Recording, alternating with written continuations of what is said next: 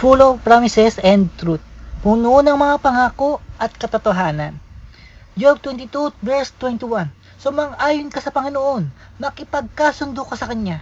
Sumang-ayon ka sa Panginoon, makipagkasundo ka sa Kanya. Ang buhay mo ay gaganda at magiging maginhawa. Ulitin natin. Sumang-ayon ka sa Panginoon, makipagkasundo ka sa Kanya. Ang buhay mo ay gaganda at magiging maginhawa. Ang ibig sabihin, sumang-ayon ka lang sa ating Panginoon. Makipagkasundo ka lang sa ating Diyos. Maging tapat ka lang kay Jesus. Maging tapat ka lang kay Jesus. Huwag ka lang lalayo sa ating Panginoon. Magkaroon ka lang ng tunay na relasyon sa ating Panginoon. Magkaroon ka lang ng tamang relasyon kay Jesus. I-focus mo lang. I-focus mo lang ang mga mata mo kay Jesus. Tumingin ka lang lagi sa ating Panginoon. Hanapin mo lang lagi ang Panginoon ng buong puso.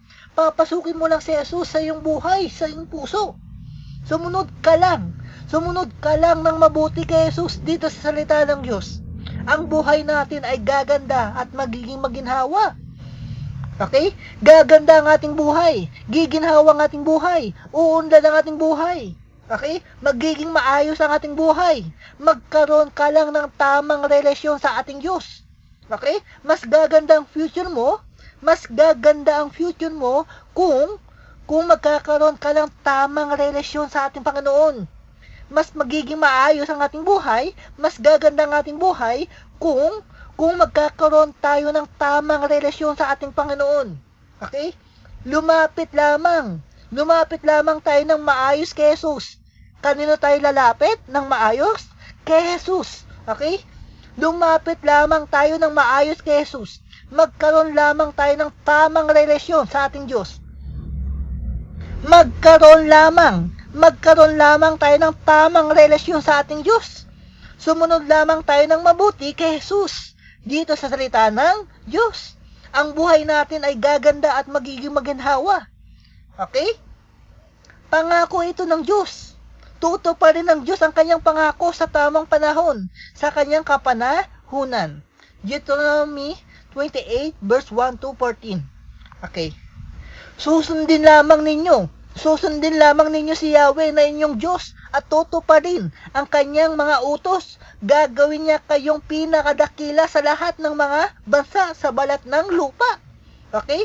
Kung susundin ninyo ang tinig ng Panginoon mong Diyos at maingat mong gagawin ang lahat ng kanyang mga utos na aking inuutos sa iyo sa araw na ito, itataas ka ng Panginoon mong Diyos sa lahat ng mga bansa sa lupa. Okay? Just fully obey and carefully follow all His commands.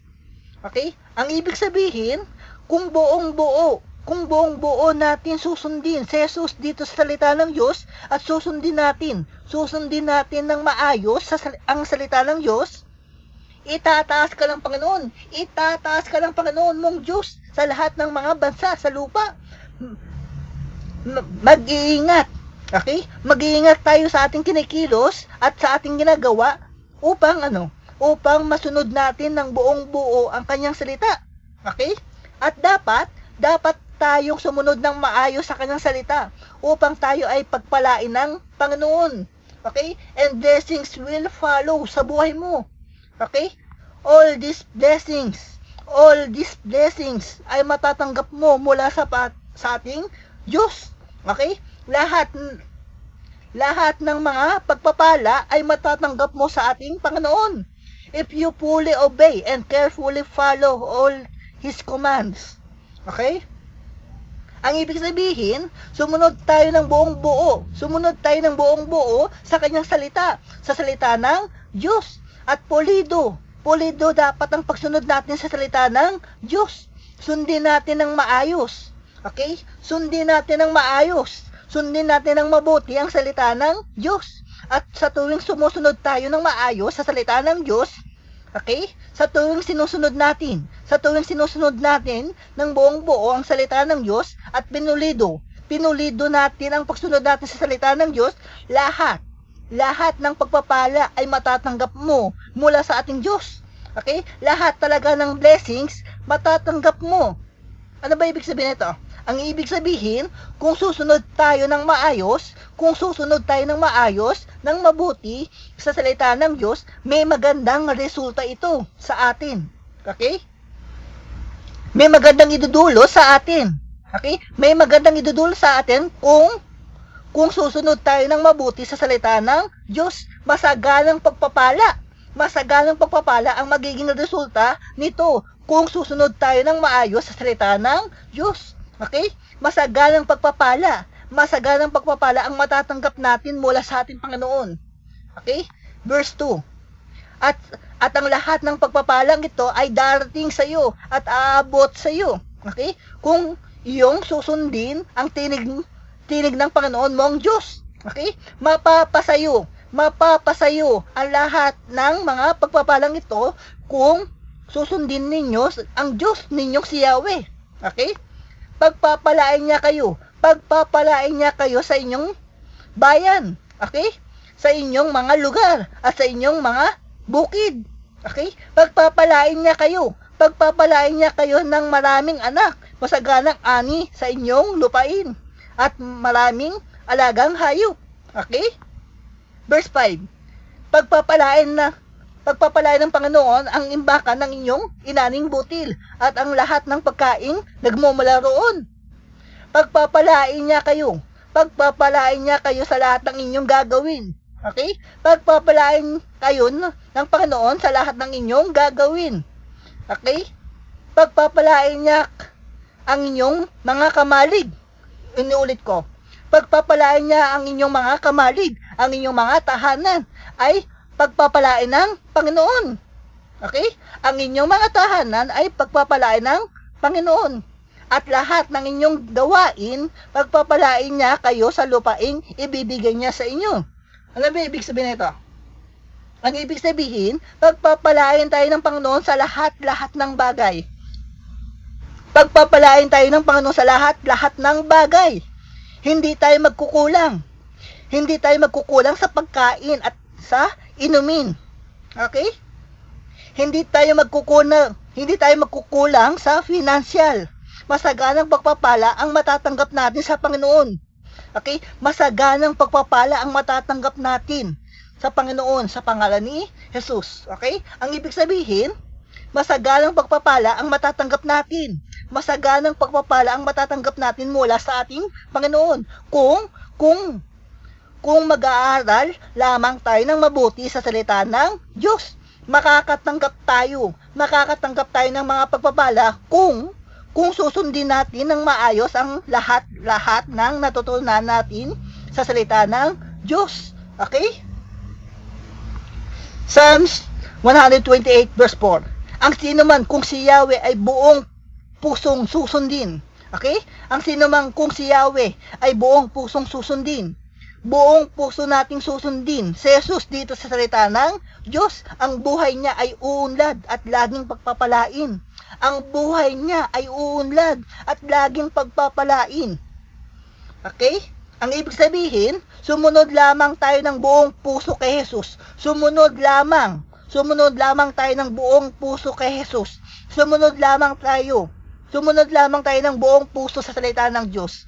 Sumunod lamang tayo ng maayos, ng mabuti, at ng buong puso sa ating Diyos. Okay?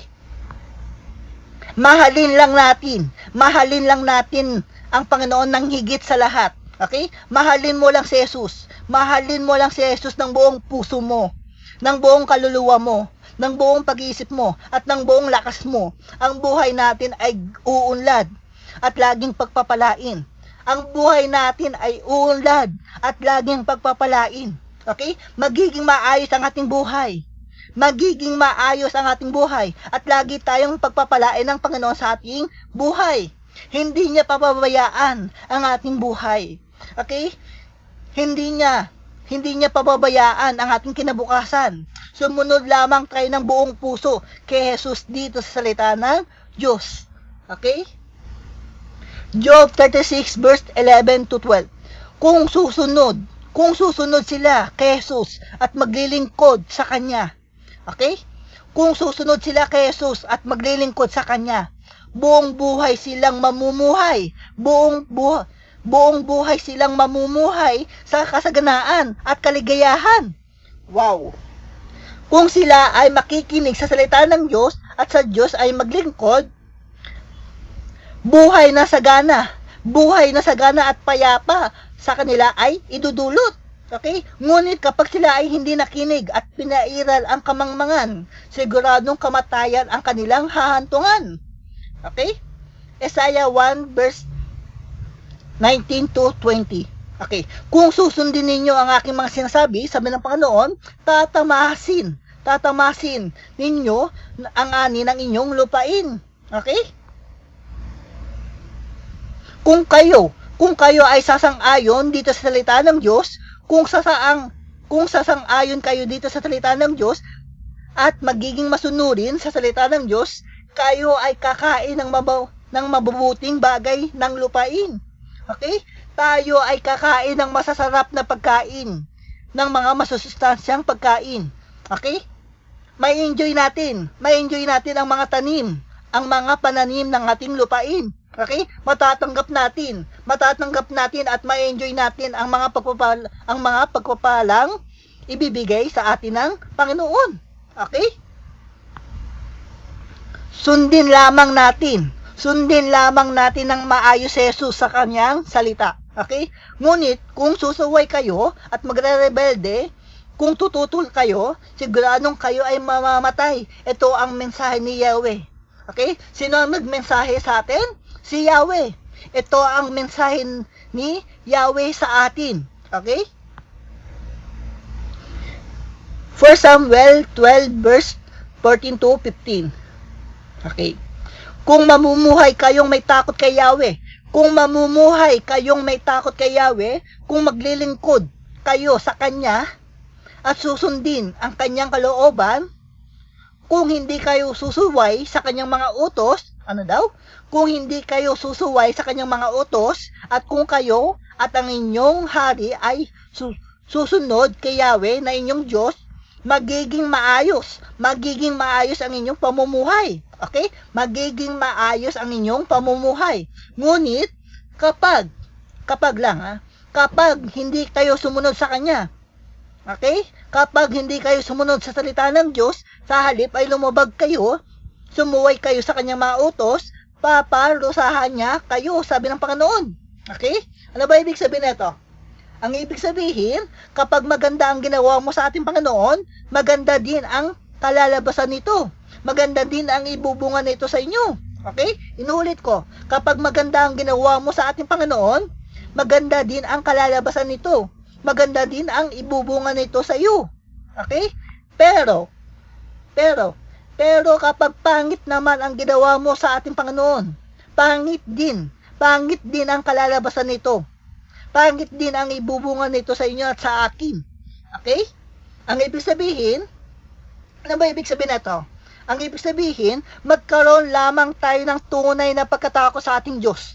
Okay? Magkaroon lamang tayo ng tunay na pagkatakot sa ating Diyos. Mamuhay lamang tayo na may takot sa ating Panginoon. Okay? Maglingkod lamang tayo ng maayos kay Jesus. Okay? Maglingkod lamang tayo ng maayos kay Jesus. Paglingkuran lamang natin ng maayos ang ating Diyos. Okay? Paglingkuran lamang natin ng maayos ang ating Diyos. Okay? Sumunod lamang tayo ng maayos sa kalooban ng Diyos. Okay? Sumunod lamang tayo ng maayos sa salita ng Diyos. Okay? Huwag lamang tayong susuway sa Kanyang mga utos, sa Kanyang salita. Okay? Huwag lamang tayong tumalikod sa ating Diyos. Ano daw? Huwag lamang tayong tumalikod sa ating Diyos. Huwag lamang tayong lumayo kay Jesus. Okay? Sundin lamang natin si Jesus ng maayos, ng mabuti. Magiging maayos ang ating pamumuhay. Magiging maayos ang ating buhay. Okay? Sundin lamang natin si Jesus ng maayos, ng mabuti. Okay? Magiging maayos ang ating buhay. Okay? Magiging maayos ang ating pamumuhay. Okay? Gaganda ang ating buhay. Mapapabuti ang ating kalagayan sa buhay. Mamumunga ng sagana at lalago ang kabuhayan natin. Okay?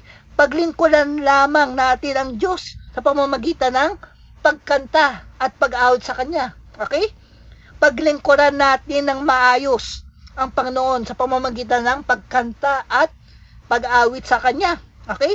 Gusto ng Diyos na inaawitan natin siya, hinaharana natin siya. Okay? Paglingkuran natin ang Panginoon sa pamamagitan ng pagsayaw. Okay? Paglingkuran natin ang Panginoon sa pamamagitan ng pagtugtog ng mga instrumento. Okay?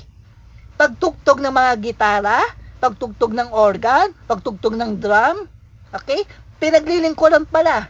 Okay? Pinaglilingkuran pala natin ang Panginoon sa pagsayaw at sa pag-awit sa Kanya. Okay? Pinaglilingkuran pala natin ang ating Diyos sa pagtugtog ng mga instrumento at sa pagkanta. Okay? Nasisiyahan pala ang ating Panginoon sa tuwing pinaglilingkuran natin siya. Okay? Nasisiyahan pala ang ating Panginoon sa tuwing kinakantahan natin siya. At sama-sama tayong lahat sa pag-awit dahil inaawitan natin siya. Okay? Isaiah 54 verse 13. Ako mismo ang magtuturo sa iyong mga anak, sabi ng Panginoon. Sila ay magiging payapa. Okay? Sila ay magiging payapa at uunlad ang buhay nila. Wow. Okay? Lahat ng inyong mga anak ay tuturuan ng Panginoon. Okay? At magiging malaki ang kasaganaan ng inyong mga anak. Okay? Magiging malaki ang kasaganaan ng inyong mga anak sa pangalan ni Jesus. Okay? Kapag sinabing magiging payapa ang ating buhay, ano ba ang ibig sabihin nito? Okay? Ang ibig sabihin, tatahimik ang ating buhay. Walang manggugulo sa atin. May kapayapaan tayo. Walang gumugulo sa isip natin. Okay? Magiging panatag tayo, magiging maayos, magiging maganda ang ating buhay. Ayun ang ibig sabihin nun. Okay? Ang ibig sabihin, si Jesus mismo ang magtuturo sa inyo at sa akin sa pangalan ni Jesus. Nangako ang ating Diyos. Nangako ang Panginoon na magiging malaki ang kasaganaan natin sa buhay at uunlad ang ating buhay sa pangalan ni Jesus. Okay? Nangako ang ating Panginoon na magiging malaki ang kasaganaan natin sa buhay at uunlad ang ating buhay sa pangalan ni Jesus. Si Jesus mismo ang nangako nito sa atin. Okay? 'Di ba ang pangako dapat tinutupad? 'Di ba? Tutuparin ng Diyos 'to. Okay? Maniwala lamang tayo sa pangako ng Panginoon sa atin. Okay? Magiging malaki nga talaga ang kasaganaan ng ating buhay sa pangalan ni Jesus. Okay? Ang Panginoon Jesus mismo nagsabi nito sa inyo at sa akin. Hindi ako. Tutuparin niya to sa tamang panahon. Tutuparin ng Diyos. Okay? Ang mga pangako niya sa tamang panahon. Okay? Sa tamang panahon niya tutuparin, hindi sa maling panahon. Okay? Mga awit 112 verse 1 to 3. Purihin si Yahweh. Mapapalad ang tao na kay Yahweh ay gumagalang. Rumirespeto at taos-pusong sumusunod sa kanyang salita. Wow! Ang kanyang pamilya, ang kanyang tahanan ay magiging dakila, aangat ang buhay. Okay? Pati ang mga pamilya niya, pati ang mga kamag-anak niya ay may pagpapala. Magiging sagana sa kanyang tahanan, hindi magkukulang. Ang pagpapala niya ay walang katapusan. Ano ba ibig sabihin nito? Ang ibig sabihin, respetuhin lamang natin ang ating Diyos. Okay? Respetuhin lamang natin ang ating Diyos. Okay? Bigyan lamang natin ng lubos na paggalang ang ating Panginoon. Okay? Respetuhin at igalang lamang natin ng maayos ang ating Panginoon. Okay? Magkaroon lamang tayo ng tunay na pagkatakot sa ating Panginoon.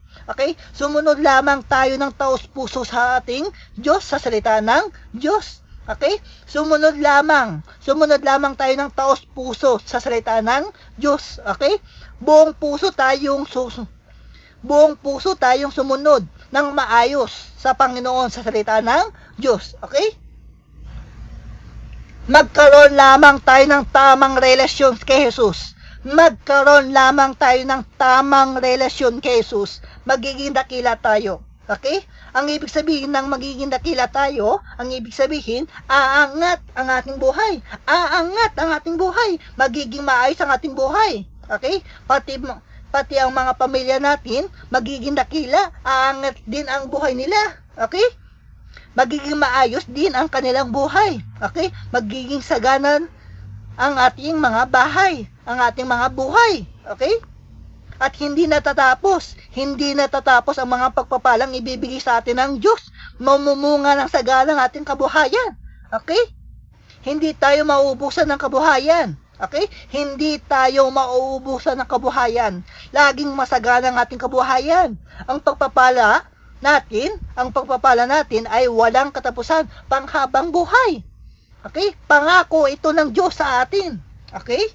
Ang ibig sabihin, hindi natatapos ang mga pagpapalang ibibigay sa atin ng Diyos. Magiging maayos ang kalagayan natin sa buhay. Mapapabuti ang ating buhay. Okay, ang tanong dito, tatalikod ka pa ba kay Jesus? Lalayo ka pa ba sa Kanya? Okay, hindi na, di ba? Exodus 23, verse 25. Akong si Yahweh, ang siya lamang ninyong paglilingkuran, sabi ng Panginoon. Okay? Akong si Yahweh, ang siya lamang ninyong paglilingkuran, sabi ng Panginoon. Ang Panginoong Jesus lamang ang dapat nating paglilingkuran, hindi ang ibang Diyos-Diyosan. Okay? Pasasaganain ko kayo sa pagkain at inumin. Okay? Pasasaganain ko kayo sa pagkain at inumin, sabi ng Panginoon. Okay? At ilalayo ko kayo sa anumang sakit at karamdaman. Wow. Okay? Gusto ng Panginoon, gusto ng Diyos na siya lamang ating paglilingkuran. Si Jesus lamang ating pupurihin at sasambahin. Okay? Si Jesus lamang ang ating dadakilain. Si Jesus lamang ating susundin ng mabuti. Okay? Si Jesus lamang ang ating kikilalanin bilang tunay na Diyos, tunay na Panginoon at tagapagligtas ng ating buhay. Okay? Si Jesus lamang ang ating kikilalanin bilang tunay na Diyos, tunay na Panginoon at tagapagligtas ng ating buhay. Okay? Sa tuwing ginagawa natin to, sa tuwing pinaglilingkuran natin ang Diyos, sa tuwing pinupuri at sinasamba natin ang Panginoon, dinadakila natin ang Panginoon, sa tuwing sinusunod natin ang mabuti ang salita ng Diyos, pasasaganain tayo ng Panginoon sa pagkain at inumin. At ilalayo tayo ng Diyos sa anumang sakit at karamdaman sa pangalan ni Jesus. Okay. Ang ibig sabihin, ano ba ibig sabihin ito? Ang ibig sabihin, hindi tayo magkukulang sa mga pagkain natin at inumin natin. Okay? Hindi tayo magkukulang sa mga pangangailangan natin. Hindi tayo magkukulang sa lahat ng bagay. Okay? Makakatanggap talaga tayo ng masaganang pagpapala. Ano daw? Makakatanggap talaga tayo ng masaganang pagpapala, masaganang buhay mula sa ating Diyos. Okay? Sino ang magbibigay ng masaganang buhay? Si Jesus. Okay?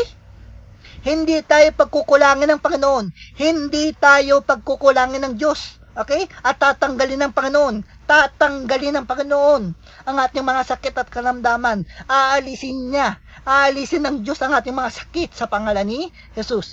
Pagagalingin niya tayo sa ating mga sakit at karamdaman at ilalayo tayo ng Panginoon sa mga sakit at karamdaman sa pangalan ni Jesus. Ang ibig sabihin, hindi tayo madadapuan ng sakit at karamdaman. Okay? Deuteronomy 15 verse 4 to 5. Okay? Walang maghihirap sa inyo. Okay? Walang maghihirap sa inyo sa lupaing ibinigay. Okay? Sa inyo ng Diyos ninyo, si Yahweh. Okay? Sapagkat tiyak na pagpapalain niya kayo. Dahil siguradong pagpapalain kayo ng ating Panginoon sa pangalan ni Jesus. Okay. Kung makikinig kayo sa tinig ng Panginoon, sa salita ng Diyos. Okay? Kung makikinig kayo sa tinig ng Panginoon sa salita ng Diyos at susunod sa kanyang mga utos na sinasabi ko sa inyo ngayon, ang ibig sabihin, ano ba ibig sabihin nito? Ang ibig sabihin, kung makikinig tayo ng mabuti sa tinig ng Panginoon sa salita ng Diyos, okay? At susundin natin ng mabuti ang salita ng Diyos, susundin natin ng mabuti ang salita ng Diyos, siguradong pagpapalain tayo ng Panginoon. Siguradong pagpapalain tayo ng Panginoon. Okay? At walang maghihirap sa inyo at sa akin sa pangalan ni Jesus. Bakit? Kasi tuto pa rin ng Diyos. Tuto pa rin ng Diyos ang kanyang mga pangako sa atin sa pangalan ni Jesus. Sa pangalan ni Jesus.